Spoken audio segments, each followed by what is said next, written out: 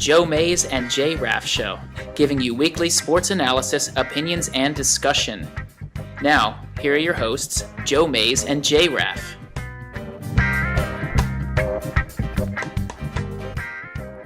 Well, good evening, everyone, and welcome to the 176th episode of the Joe Mays and J-Raff Show.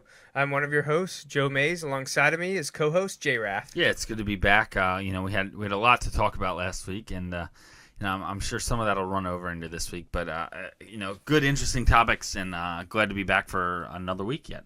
Yeah, it is. Last week on episode 175, we talked about Deflategate and New England Patriots, Tom Brady, and all the fallout surrounding the NFL investigation with Ted Wells, the punishment, and we went into our opinions on the topic. And we're going to continue that a bit here at the beginning before we get into our main discussion point this evening, which is going to be the NFL draft. We haven't recapped that event, and obviously it's a big part of the show. When we talk football, we're going to focus on the 6 or so teams that we usually hit the most, being the Eagles, Cowboys, Steelers, Ravens, Dolphins, and Patriots, and we're going to go over the draft classes for each of those squads. But first, we are going to talk a little bit more about Deflategate, mostly because we had an email from our listener, Rich, in New England. He emails us often. He has been on the show in person before, so we want to address his comments and concerns, and he actually had a follow-up email during the week. He's not listening to us live, but he has assured me that as soon as he can, he will listen to it on demand, just to hear what we have to say about his points that he raises in his 2 emails. So Deflategate will be first. We'll finalize that topic for the time being. Of course, there's a lot still going on with Roger Goodell finally saying he's not going to recuse himself and oversee the Tom Brady. If is Brady going to see any reduction in his punishment that was handed down essentially by Roger Goodell? I know it was really Troy Vincent that actually had the decision making on finalizing punishment for Brady, but the appeal is being heard by Roger Goodell, which the NFLPA didn't want, but he's finally said no. This kind of looks like it might end up in actual litigation, not NFL litigation, but real lawyers out there not acting at the interests of the NFL or NFLPA. So we'll see how that comes about in terms of the CBA and what that has to say. And this might take a while. And, I guess if that happens, I would assume they can't suspend Brady without, the fear of being hit hard if they lose the trial. Because if they suspend him and then the trial, a real, I guess it would be civil court. It's not criminal court. Wouldn't it be like Adrian Peterson last year? I mean, they stepped in after the fact and were like, oh, yeah, you can't suspend him like that. And the NFL's like, okay. Yeah, I don't know. Now Peterson's saying he's going to sue, and the NFL's saying, you're reinstated. You're free to do, you're free to do what you want. So, and so I don't know how it'll play out. But. I mean, it's crazy to think because Adrian Peterson was a huge name, but this is Brady, it's arguably the top name. Now, some will point to Peyton Manning, some will point to J.J. Watt. If usually it hinges on the quarterbacks in the offense. Brady is definitely the biggest Brady name. or Manning now, and I would argue with Brady being the Super Bowl MVP and Absolutely. winning the Super Bowl, it's him again now. Right. So it's a different dynamic than what happened with Adrian Peterson, and of course that was off the field stuff. This is on the field stuff. But that's not even the main point of the Deflategate conversation. But we will this week put up the contact information right here at the beginning and first off, so that if there is anyone listening to us live and you want to ask us a question, give us a comment, or anything like that, there's multiple ways you can contact us, and Justin has that information for you. Yeah, we'd love to have your take on any of the things like Joey mentioned. We had a couple emails that we'll get to in just a minute. You can call into the show using the Mays Sandwich Shop hotline at 530-563-6297. Again, 530-563-6297. You can also email. We have a couple emails already. We'd love to get some more using the Mays Sandwich Shop email inbox, and that is joemaysandjraff@gmail.com. Again, joemaysandjraff@gmail.com. All right, we also have a vast social media presence, primarily on Facebook and Twitter. We also have a Google Plus page, which I forgot to update tonight. But recently, we've also started our own website where we house everything that you would want to know about the show. You can find it JoeMaysandJraff.com. Easier if you just want to know 5 digits, you can go to JMNJR.com, and that'll take you there. It is optimized for mobile, so you can look through it on your iPad or iPhone or Android device or whatever else you might be accessing the internet through. BlackBerry. Sure, why not? BlackBerry, throw Both that of out you. there. I mean, it's not 2000, but... And if you want any information on the show, you'll find it there. We're still fleshing out that page a little bit. It's under construction, but you can watch live shows, you can watch archive shows, you can listen to just audio if that's your thing. So just check out the show, JoeMaysandJraff.com, or again, JMNJR.com. And let's see. We'll start right with the emails and the Deflategate stuff, like we said we were going to. So we'll lead off there and pull that up. And I will read the first of 2 from Rich in New England. Okay, so on May 17th, over a week ago before the Deflategate episode last Sunday, Rich wrote, well, let's see what you guys will be talking about tonight. I know you have smiles on your faces. It's nice to see that the Dolphins finally figured out how to win the AFC East. Take out the Patriots quarterback for a quarter of the year, plus a first-round draft pick to keep them down in the future. My take is Brady did say I like my footballs on the softer side to the home team ball boys, but I don't believe he told anyone to, quote, deflate footballs after the refs looked them over. If the footballs were at the 12.5 PSI, it would most likely deflate during the game. Do you agree? Which we covered that in depth last week. Yes, we do completely agree that they're going to deflate based on the ideal gas law and the conditions during the game. That was a fact, and that did happen. If the football, now back to his email, if the footballs did deflate during the game, does that make them illegal? Well, no. But the problem was that they deflated more than science says they should have. That was the issue. Again, Rich says, what one group has been noticeably silent during this whole process? Most of the other team's quarterbacks. I wonder why. Punish Tom, but don't look at us. Aaron Rodgers says he likes his football above the max PSI. Does that make him a cheater? No, because the NFL doesn't have a rule about maximum inflation. I believe. I don't think I'm speaking out of turn. I think it has to be above a certain amount, but I don't think they had a maximum. I thought there was a range. I thought 15 was the max. Well, then it's not inflated. I don't know though. I honestly don't. We'll have to double check on that. I don't know if it's like 15 to 12.5 or if it's above 12.5. Right. We'll have to double check. I honestly, I wouldn't be surprised if there is one, at least for the kicking footballs. Right. But I don't know. I don't know if there is a max or if it just has to be above a certain percentage. All right. And back to Rich email number 1. I will say that I don't even buy the ball boy calling himself the deflator for losing weight. Which is an issue we also addressed which last is week. an issue that most people are talking about. And we did mention it on the show. And Rich continues, one last point, and going back to Justin's favorite topic, Spygate. Bill got caught and said yes, he did it, and accepted his and the Patriots' punishment. When does the past stop haunting them? Do you not think that the loss of another first and fourth round draft pick plus $1 million fine has something to do with going back 7 years? And with both Kraft and Belichick being exonerated, why such a stiff fine on the Patriots? I don't think...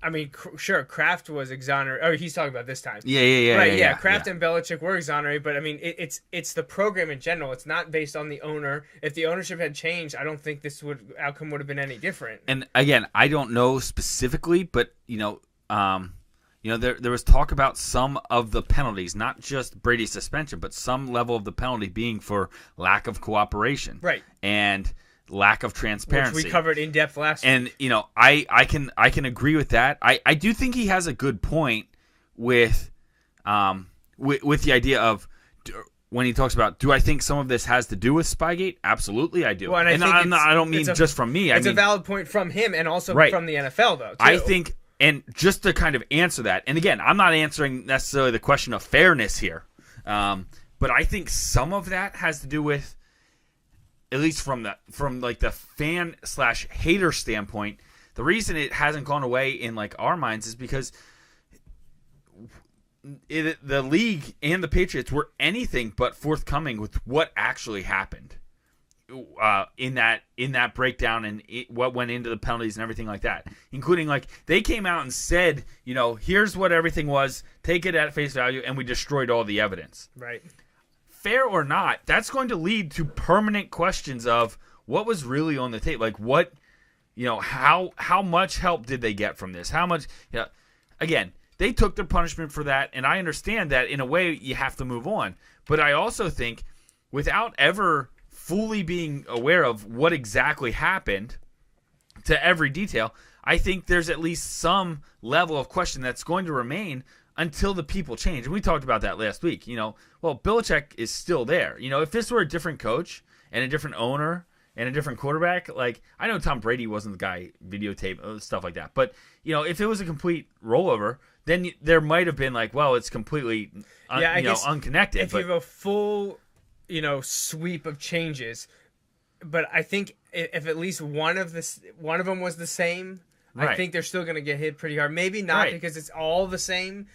So maybe there's a point there. And again, to be had, I'm not discussing of whether I think that's the right way to go about it from the league standpoint. I just think that's what happened when there is layover from that guy from those time frames, which is a long time in the NFL. Think about how long ago that was. That was a decade ago, and there's a little bit of layover there. But because of that, I think that's why it still gets brought up. If Belichick wasn't the coach, and if Brady wasn't the quarterback, it would still be brought up, but I don't think it would have necessarily been a factor. I completely agree. But I also think, so the owner had nothing to do with it, which doesn't shock me at all. The coach had nothing to do with it.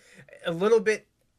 I was surprised. I was surprised that he didn't know because of what we talked about last week. Just how he knows everything. Everything is, by the book and then some. They go, everything is mapped out and planned and meticulous.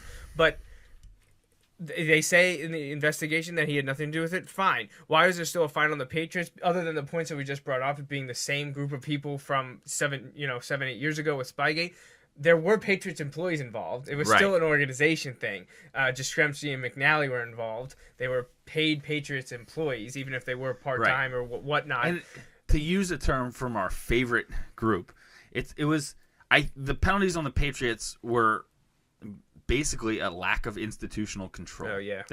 Wonderful term. That's essentially what it came down to. And again, the fairness of those, and Rich goes on to kind of talk about, that he's actually more upset about losing the draft picks than Brady's lost games, which I understand. That's going to have a much more long-lasting effect. The $1 million we talked about, if the 4-game suspension stands, they're actually going to make money on that. Right. And $1 million to a guy who is a billionaire, all right, it's not really a big deal. I mean, it's still $1 million, but it's just, one thing I do want to talk about is kind of Belichick's response. We don't have to do it right now. We can get to that other email. But, I agree. I think the picks are the biggest. I think they're going to be the biggest factor here. Brady's suspension, obviously, is going to be the biggest thing known here. I think it's going to be interesting to see how this plays out for a while. You said at the beginning, what legal action could we be looking at and all that stuff. Because the last thing the NFL wants is to still be talking about this as next year's draft. Oh, yeah. And it very well could still be an issue. It has to be. They're not going to have that first round pick. And I think if everything's settled, it'll be an issue, but I don't think it's going to be talked about that much. However, what if, don't get me wrong, I don't see this happening.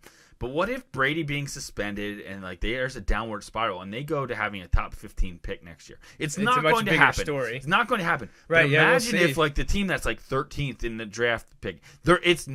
I'm not predicting that. I'm just saying what if this caused the Patriots to have a really down year and they have a high draft pick next year that they don't get? Oh my gosh! Yeah, because you're talking about a huge story next year. Most people are assuming it's going to be 26 or higher. Right, I was going to say we're talking 25 or later here. And yeah, so all right, that's just that would be I think a nightmare scenario for the NFL. Yeah. Now, not only do we have to finish Rich email number 1, we have Rich email number 2, and now we have a third email. So let's roll through these. Yeah, Deflategate definitely hitting a nerve with some people on both sides of it. But anyways, Rich email number 1 continues. I'm actually more upset with losing the draft picks than Brady's lost games. If punishment has to be handed out for something where there's no proof. 2 games that he's saying no concise 100% definitive proof, which we said has nothing to do with the way the NFL works, which is part of his second email. Right. He's saying 2 games at the most. Besides, as we have proven before, that we can still win with our starting quarterback on the sidelines. Maybe Miami still can't win the AFC East after all. Right. Thanks for that.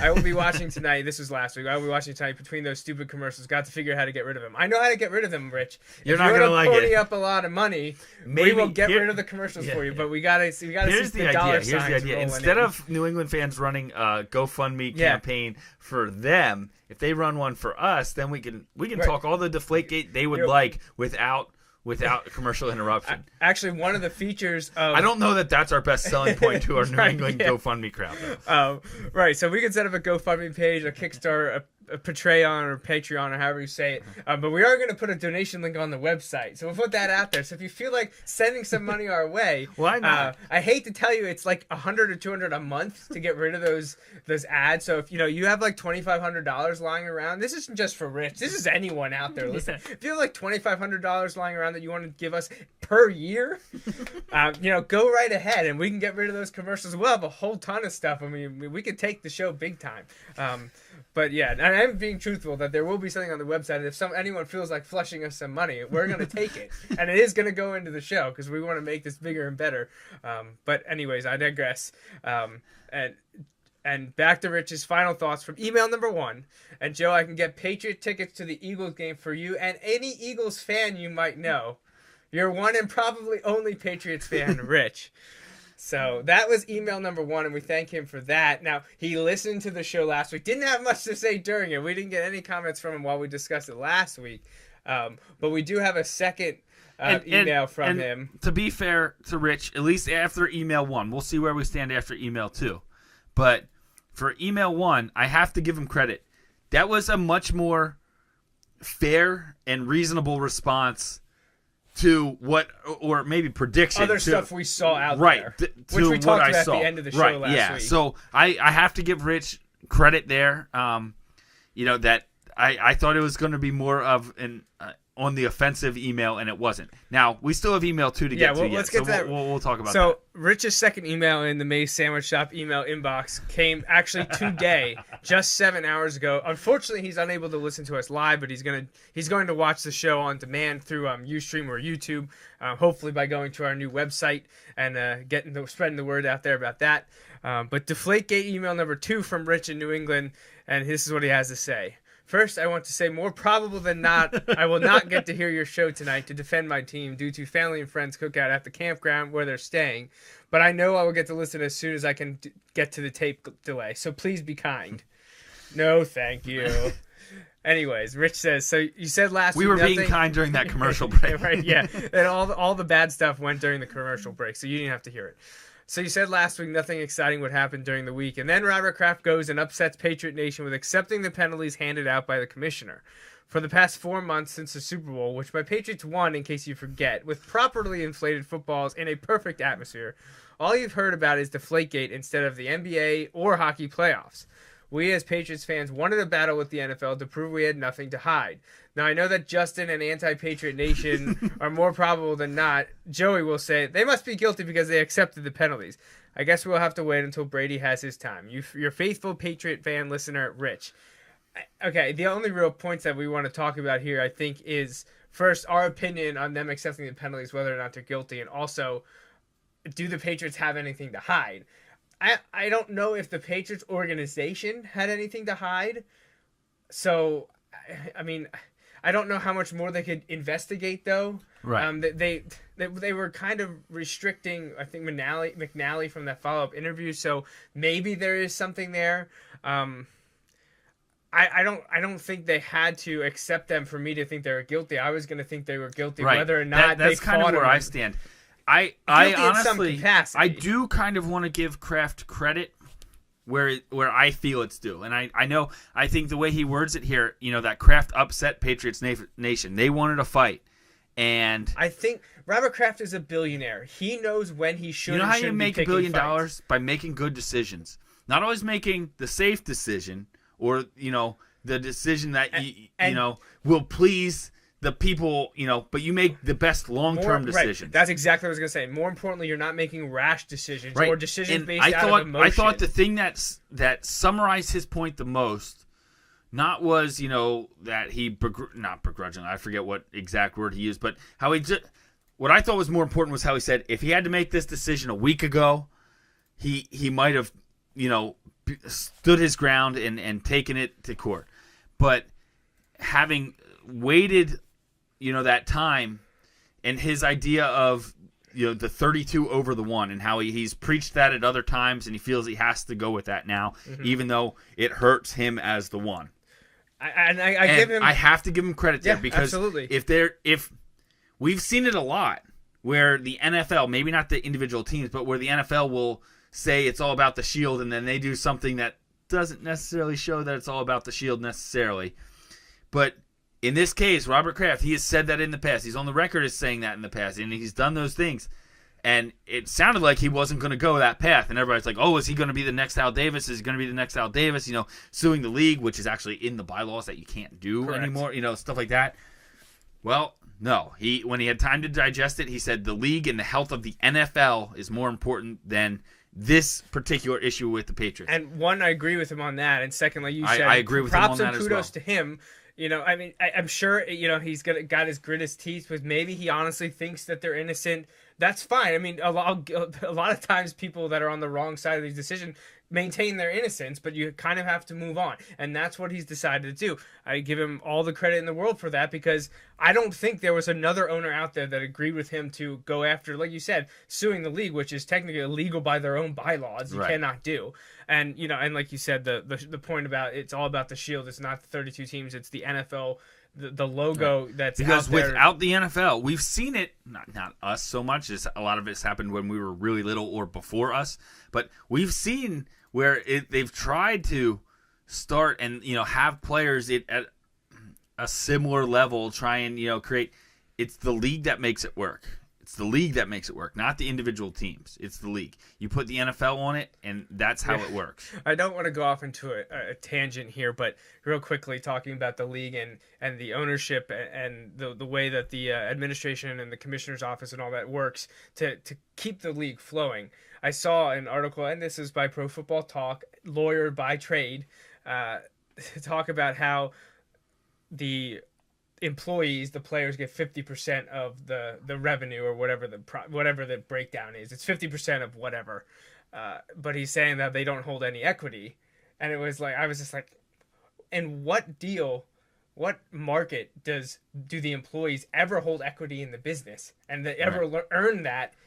And this isn't just a sports thing. This is basic economics. Unless there is like a share, except for the Packers. Well, yeah, unless there's some kind of stock option thing, which you used to see more of. You don't see that anymore, really, with companies. At least I shouldn't. You don't see that as common with companies anymore. And even there, you're usually not talking about the amounts of stock that make it significant. And it's also the NFL needs the owners, the organization, the administration, and this will sound brash, more so than these players. There's a lot of people that will play football. And people will argue, well, it wouldn't be as good if you didn't have these players. There's a lot of good players that if the talent structure changes completely, it's still going to be very, very much. You watch college football, how many of those actually make it to the NFL? A fraction. So you just take the next fraction, you're not going to notice a difference. Right. And I stand by if that. it's across the board. So what I'm saying is, across the board, yeah. Like if one team, which wouldn't happen, obviously, but if like one team was only able to play with that lower level competition, then yeah, you're going to have a thing. But if it's across the board. Right. And this, I don't want to dive into an ownership versus union kind of deal. Right. And I know that makes it sound, and it's probably true, that ownership tends to have all the power. But I don't want the players to have the power in that regard, because I don't think most of the players can run the league. I mean, you see it after they're out of the league, they go bankrupt. And you want to see this work. You want to see how this plays itself out in professional sports. Just keep an eye on the NBA over the next couple of years, because Adam Silver has done a great job, I think, so far. And they were talking about it. I heard it today. He's the only commissioner right now that generally gets cheered when he's at places, because he's handled certain issues in the eyes of the public and the players well so far. But there's a major, I don't want to say labor dispute, there's a major TV money deal dispute brewing in NBA, because it's going to be a huge deal, and there are a lot of players, which is why you have players like LeBron only signing a 2-year deal with a 1-year opt-out and stuff, because it's going to dramatically change. They're talking about, you could see like jumps in the NBA salary cap of like 50, $60 million with the amount of money that is now going to be in play. Like, so it just changes the whole dynamic. Yeah. But Tangent number 2 that we could talk about an entire show on. You know where I'm going with this now that you're talking about player salaries. Is we talked about a little bit, and I almost said we should talk a whole episode about this, the Ryan Tannehill extension. Right. And your mom chimed in about, and you talked about, the perception of overpaid and the context of things. We could do an entire episode, but you got to understand that you have to be in the realm of sports, not in the world at large when you're talking about athlete salaries, because it will make you want to puke when so many other professions, the amount they get versus this. But then you got to remember, that's because there's money available, by us, the consumers. They're not writing checks that aren't good, right? They're getting that money somehow. So whenever just think about 50% of. So if you add up every football player's salary, include all the monies that go into that, so signing bonus, like everything that goes into that, it's 50%. That's 50%. Right, exactly. So the other 50% is divided amongst 52 plus the organization. Right, but then or 32 plus and then the people say, well, then like, you have 32 costs, people with 50%, and you have hundreds, but then they have to pay for. I'm not going to get into the politicalness of stadium upgrades, but they still pay a lot of that stuff. All this, there's a ton of stuff, and I sound like a broken record. Like, I'm not. Trust me, I don't love the NFL owners by any means, but I do 100%. He's my favorite.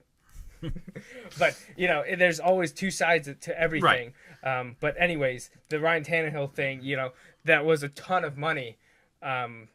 And I wanted to actually look into it because I didn't want to flat out defend him just because I'm a Dolphins fan. But I understand why the team did it, and that's kind of where I wanted to go with it. And in reality, it could be a good business. It could end up being saving them money in the long run. It could be. It looks I thought the comment hard to swallow was initially, though. And the wild factor here is that Andrew Luck is in that draft class. And if they wait till after Andrew Luck, even if he's not as good as Andrew Luck, which I think most people would agree. Oh, yeah, right now, right? Yeah, on the surface. However, here's the key. Those high salaries set the salary for everything else. Right. So if Andrew Luck signs, I'm just throwing a number out there, but if he signs a deal making 125, right, 125 over 5, making $25 million a year. I know that's an astronomical number. I'm just throwing a number out there. Well, then all of a sudden Ryan Tannehill's making like 18 or 19 over. That's $7 or so million a year less. Right. You just saved a ton of money. Right. So, but like it could be more than what he's making now. So like I just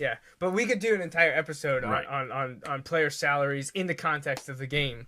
And maybe we'll get to that someday, but it won't be today. We have a third email. This is marathon email session through the May Sandwich Shop email inbox tonight, but it comes from your dad, Jeff, in Sinking Spring, and this relates to Deflategate. And I think what we've talked about, but also the points that Rich brought up in his 2 emails. And Jeff said, "Well, why don't you read your dad's email?" So 2 key points here. The first one being basically the science. If the footballs that Tom Brady was using, if they had deflated, why were the kicking balls not deflated? They were all in the proper range. They were. They. I think, if I understood correctly, they did deflate a little bit from being in the cold, but they were well within the proper range. What now, the Wells report said was the scientific range they were in that. They were probably at the higher end of the spectrum, just generally of what's allowed, because that's generally how kickers like it. They don't want it too hard because then it's like a rock, they said, but they want it harder because you don't want the ball like deflated on your foot. That's not going to help. You want it right. You don't want it more too inflated. Overinflated is a problem, but they don't generally have to worry they're a little about higher. Gripping it, they're just kicking it. Right. So, and that was the key. The kicking footballs may have deflated, but they were within what the science was saying that they should have deflated. Whereas the ones that were kind of the red flag here that Tom Brady was using had deflated beyond what was basically within that allowed by nature. yeah. So the percent error was a little greater. And then point number 2 from Jeff. Yeah, the cover-up definitely added to the punishment. A lack of transparency creates an impression of a cover-up. I think this applies twofold. I think it applies to this case when the NFL looking at the Patriots. When they were cooperating and then stopped cooperating, that gives the impression of, all right, well, we're not going to have anything. And then when you get to, why has Spygate not gone away yet? I think it's the same idea. Whether or not there is a true cover-up or not, the impression of a cover-up has made it a bigger deal than it probably should have been. Like, as a hater, I'm gonna ride on that for as long as I possibly can. Sorry, Rich, but like, it's just something that I'll throw out there when I don't really have another defense. Like, the Patriots were the better team; they beat the Eagles. I've admitted that before, right? But like, okay, prove to me that spike had nothing to do with it, right? Now that's bad science, Prove to me it's not the cause, Like, we know that that's not how it works, but Right. That's just something that we wanna get, kind of in touch there. Right. Now, they're just rolling in here now. Okay, so that was Jeff actually added a third point, and it was on a second separate email. But he says we like the website. Yeah, good. Yeah. Spread the word. Let people know. And send the link to the GoFundMe page or whatever. Right, post it on the Patriots GoFundMe page. Hey, if you don't want to give money to a billionaire, why not give it to these amateurs who make nothing and are doing this just for fun and are ripping your team while doing it? Yeah. Hey. Yeah. Okay. Then we actually have your mom, Cheryl, decides to chime in, also from Siggy Spring here in Pennsylvania, about the second tangent we went on about player salaries, and she says it's still a ridiculous amount. Agree to disagree. It is a ridiculous amount. Again, out of context. Like, but right. in context, what I always like, one of my favorite things when we talk about the show, compartmentalize. Right. The context of the argument. It's a ridiculous amount in the grand scheme of things. But I think she's actually probably saying he didn't earn that money from a football standpoint. And that's fine. We could talk an entire show about that. And it wasn't so much the 96 million or whatever it turns out to be. I was a little surprised at the 45 million guaranteed, except not really when you look at the context of the salary, because that's how salaries are structured now. Mm-hmm.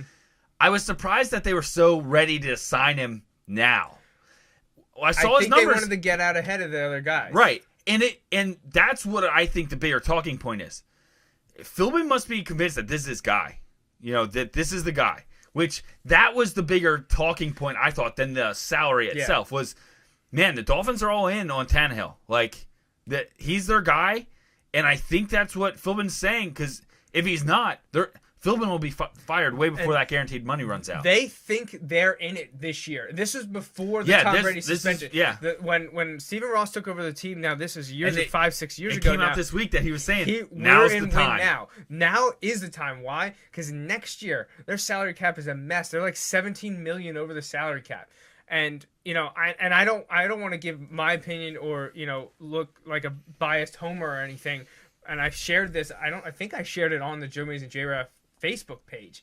That Football Outsiders, a site that I love to use that use advanced metrics, say that with the Brady suspension, they think that the Dolphins are the favorites in the AFC East and very well could represent the AFC in the Super Bowl. Now, I don't know how to feel about that because I hate expectations. I want to be that underdog. I don't want there to be expectations. You want the Bills to be supposed to win the AFC East, and you just come out of nowhere or something. Now, I know not everyone's buying that because I'm a part of the Draft Tech power rankings that we use during the year, and right now the consensus from the Draft Tech analyst has Miami at 18th. So not even in the top 50%, which is fine. That's where I'd rather. Like, at first when I went into Enter Mine today, I was like, oh, come on, guys. 18th, really? But then I was like, fine. I'd rather than think that we're, third in the AFC East, only in front of the Jets, than have Buffalo in front of us. Exactly. I don't want to be the team that everyone's looking to knock off. As long as it's not that way at the end, you don't care, right? Exactly. So, this has to be a win now year for Miami, because if they don't, especially if they fail to make the playoffs, Philbin's gone. Yeah, definitely. Hickey, the GM, could be. Tannenbaum is a friend with Ross. He's going to stay there. He kind of is the guy that overlooks everything. He's not going to be let go because he's a friend of Stephen Ross. But if something happens this year, Miami coaches and front office personnel are gone, and obviously players have to go because they have to shed money. And it's not going to be Tannehill, and it's not going to be Sue. It can't be.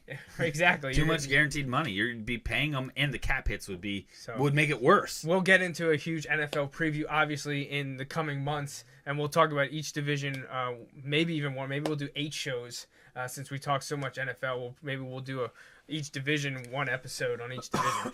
But so that is email number 1 from Cheryl, and I think the last email we've gotten so far is why are the 2 Patriots employees, why are they still suspended, and why aren't they talking? They were actually one fired, I believe. I think at first they were suspended, but now I think they were relieved of their jobs, and it actually came out that the NFL told the Patriots to do that. Right.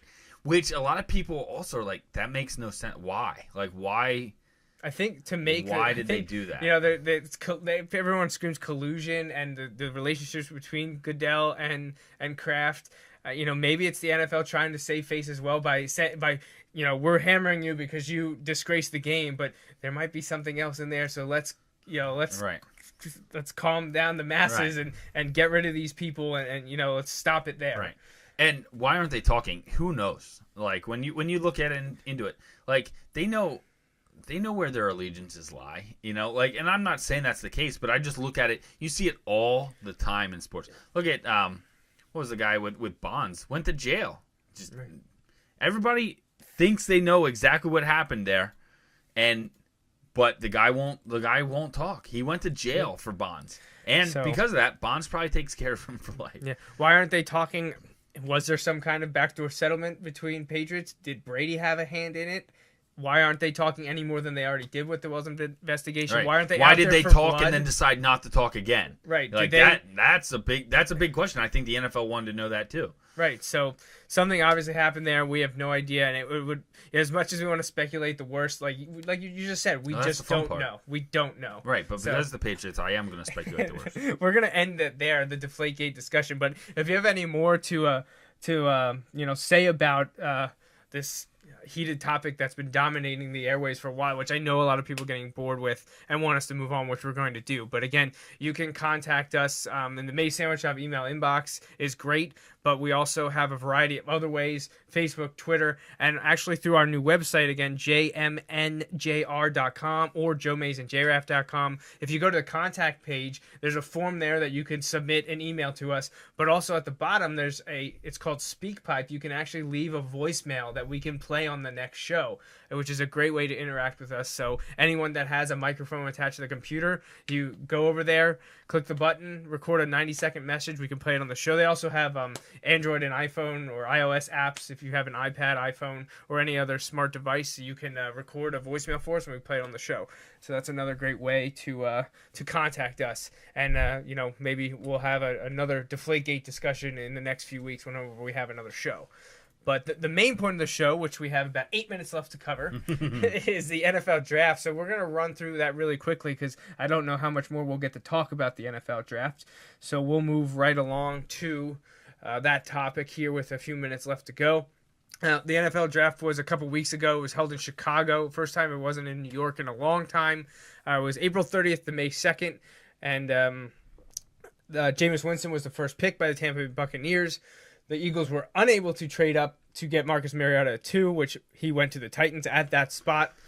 There wasn't as many trades as people expected. It was kind of a everybody little bit said, quiet. Like, in a way, it was built up. It was going to be like, one of the more exciting first-round drafts in a long time. And in reality, boring's not the right word, but just uneventful. Uneventful, yeah. It wasn't boring. It was still entertaining if you like that sort of thing. There were 256 players selected.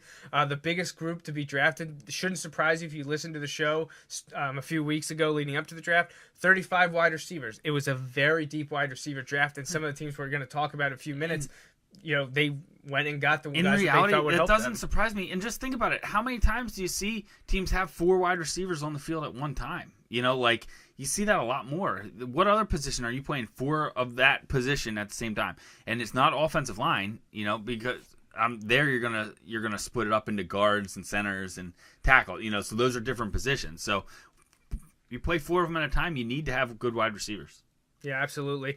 It shouldn't surprise anyone that there was only 1 punter taken, no kickers selected, only 4 fullbacks, as that seems to be a dying position, but only 7 quarterbacks taken in the 7 rounds, which is a low. I don't know the exact stats. I didn't get time to look into how many, last time less than 10 were taken or about that amount, but 7 quarterbacks isn't a lot. But we saw that the skill positions that revolve around the passing league outside the quarterbacks, like we mentioned wide receivers, but also cornerbacks to defend them, also a high amount, 31 of them being selected, as well as an additional 15 safeties. And we talked, it wasn't a strong safety class, so it's not surprising to see them down there. But we also saw the value of running backs jump up as Todd Gurley ended up being a top 10 pick, and Melvin Gordon also heard his name called in the first round as well. Yeah.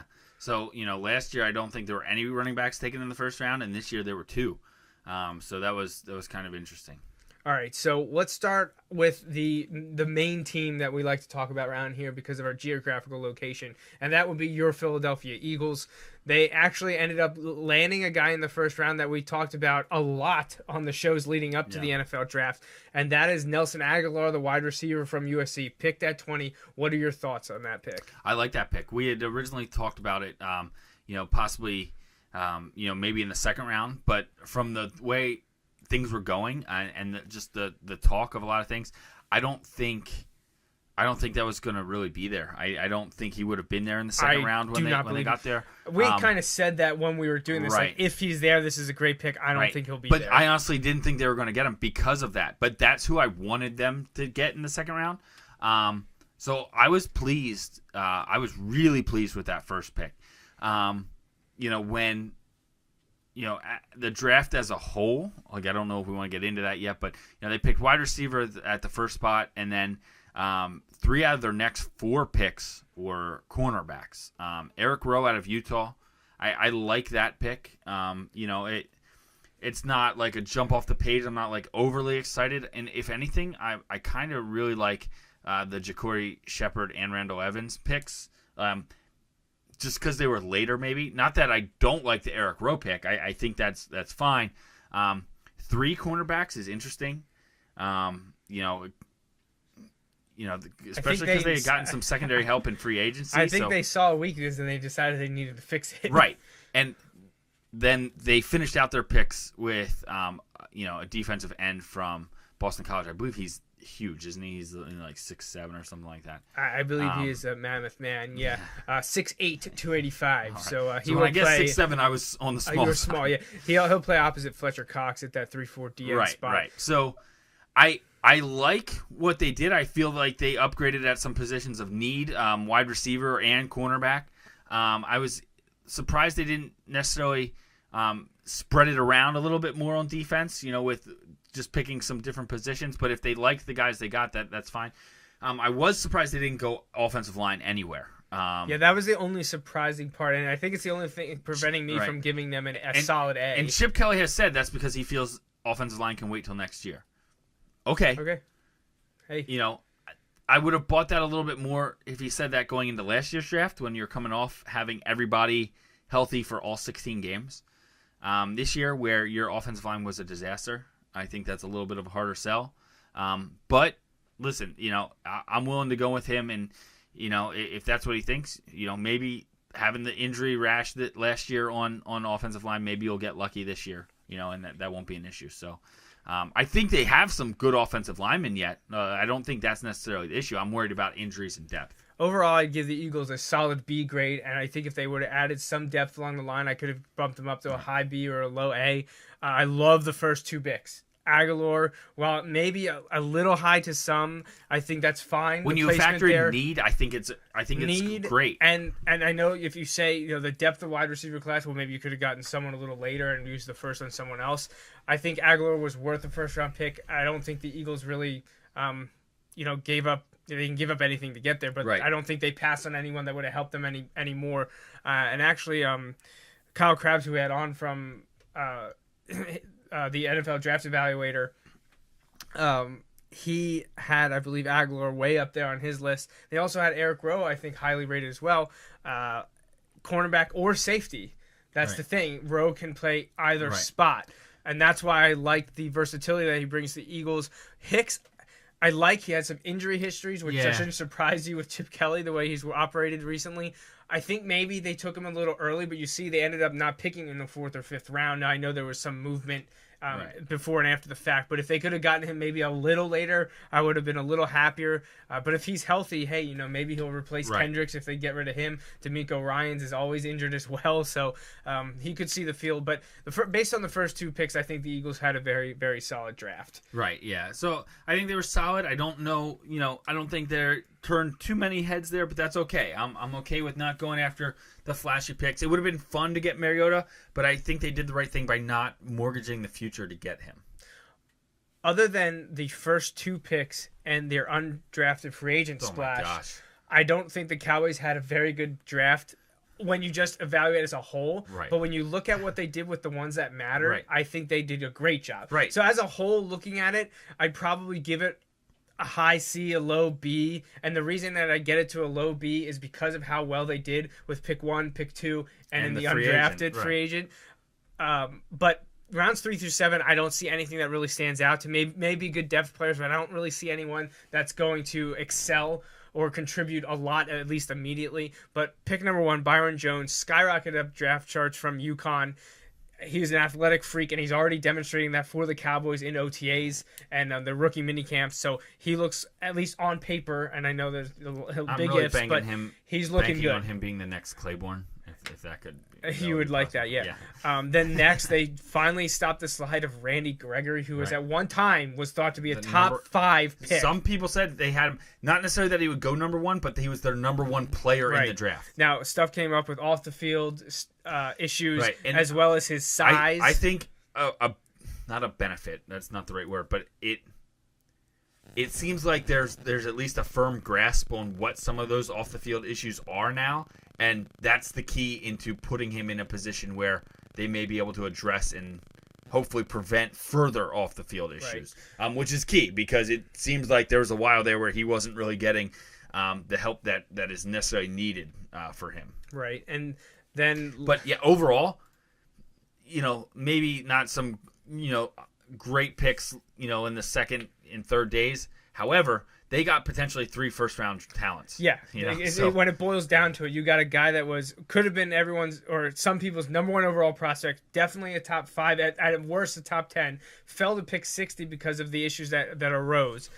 Then they took a guy in the first round that a lot of people saw going in the first round. Then they added a guy in the UDFA phase, the undrafted free agency phase, that should have been a first-round pick, but because of circumstances surrounding significant off-the-field things, which ended up not really being associated or pinned on him, but it scared teams away, especially with the image stuff around the NFL. You couldn't go drafting a guy in the first 20 picks that he wasn't under investigation. He was just tied to a really tragic situation in Louisiana surrounding an ex-girlfriend, who was pregnant. Right, and both ended up passing away. Right, but he's turned out he unrelated. Was not the father of the child, and has nothing to do with the event. Not related to the event. Yeah, which it's a terrible situation in general. It's also a terrible situation for him because it really, it really kind of affected his outcome of where he would have been drafted and what that means. Obviously, that's secondary to the tragedy that took place. But in the grand scheme of things, they're not unrelated. Compartmentalizing everything, looking at football, that was a disappointing outcome for Lyle Collins. And but it worked out for the Cowboys. He's getting paid as a top, I think, 45, 46 player in the draft. If he stays on the roster for, I think, 3 years, which he will. He'll make as much money as like the mid-second round, which obviously that's about 20 spots later than he expected to go. But not necessarily out of the question, And so. he'll be in line to get another contract earlier, so it could work out for him. But he goes to a Cowboys team that is stacked on the line, probably had the best offensive line last year. They have a first-round pick in Travis Frederick there. They have a first-round pick in Zach Martin. Both of the guys very good. Martin had a great year as a rookie last year. They also have Doug Free at tackle, and now you add Lyle Collins. Oh, by the way, they have Tyron Smith, who they locked up for 10 years, like 2 years ago. So now you have Lyle Collins. You're like, where do you even play him? Could he take over Doug Free? Sure. But if you shift him in at guard and play him with Martin in between or have Frederick in between, where's the weakness on the Cowboys line? It's not. And this is why they didn't resign DeMarco Murray. It's standing behind their offensive This is line. why they let DeMarco Murray go to Philly, because with that line, a lot of people can rush for a lot of yards. And that's what they said. They're really banking on anyone can rush for 1,000 yards behind this line. That's basically what they're banking on, because they don't have any proven running backs back there. And I don't want to hear that Darren McFadden is a proven running back. If anything is proven, is that he's going to end the year on IR. He's in Arkansas. Jerry's got to look. Felix Jones back in for a tryout. Exactly. That's the way it works sometimes. Well, I don't want to run crazy over time. Obviously, we have 4 more teams we want to cover. We'll have to do that on the next show, which I can't say off the top of my head when that's going to be because of the impending birth of my second daughter. The due date is a week from Monday, but things could happen in the meantime. We actually have an event that we're going to go to next Sunday as well. So we will not have a show next week. I would hope to be back for, I guess it would be June 7th. I would hope our next show would be June 7th. But again, if Haley decides to push back a little farther, we may not have a show on June 7th. Yeah, we're kind of on we're call. We're playing it by ear, yeah. So I'm, family comes first, so we got to be there for my wife and the arrival of my second daughter, and also for Natalie as well in the crazy times that are about to come up once again. So I can guarantee, without extenuating circumstances coming up, we should be back June 14th if you're good for then. I hope we're here June 7th, and hopefully we'll have finish the draft wrap up, and we can talk about baseball or take listeners' questions or anything like that. Maybe talk about some Phillies trades by then. And yeah, we'll see. Then I can't tell you when the next episode will be. I can't tell you what we're going to talk about, but do go to the website, hang out there. Yeah, great time to follow us on social media and the website, because we'll keep everything up to date there. Yep, definitely. So I know you got a shout out. Yeah, a couple things. First of all, my sister got married yesterday and is now Mrs. McGinnis. So congratulations to her and Garrett. Had a great time celebrating that yesterday. Also, another quick one, friend of the show, Mark, one of my friends, they are expecting, and they announced today that it's going to be a little girl. So, well, congratulations to Andrew and Garrett, and Mark and his wife as well. That's awesome. Congratulations to them. Trying to see. Actually, one of our listeners has a birthday coming up on Thursday. So, Mr. John Rogers, happy early birthday to you. He may be avoiding the show because he is a Patriots fan and has sent stuff to me in the past surrounding the Patriots and our discussion on the show. But I think we'll throw out this one here as well. Happy birthday to our friend Mr. Brett Berenshausen. It is not till we'll get back June 2nd, but yeah, with us not knowing when the show is, I think we'll get that one out there as well. So I think that's it, though. I think we'll hope for a show either on June 7th or by June 14th for certain. And so that's that. We hope everyone had a good time tonight. We always love to bring you the sports news, and I know we talked a lot about Deflategate and didn't get to touch much on the NFL draft, but sometimes that's just the way it works. So thanks for joining us. That wraps up the 176th episode of the Joe Mays and J-Raff Show. We hope you tune in every Sunday evening at 6:30 for our take on sports. Until next time, I'm J-Raff. And I'm Joe Mays. Thanks for listening.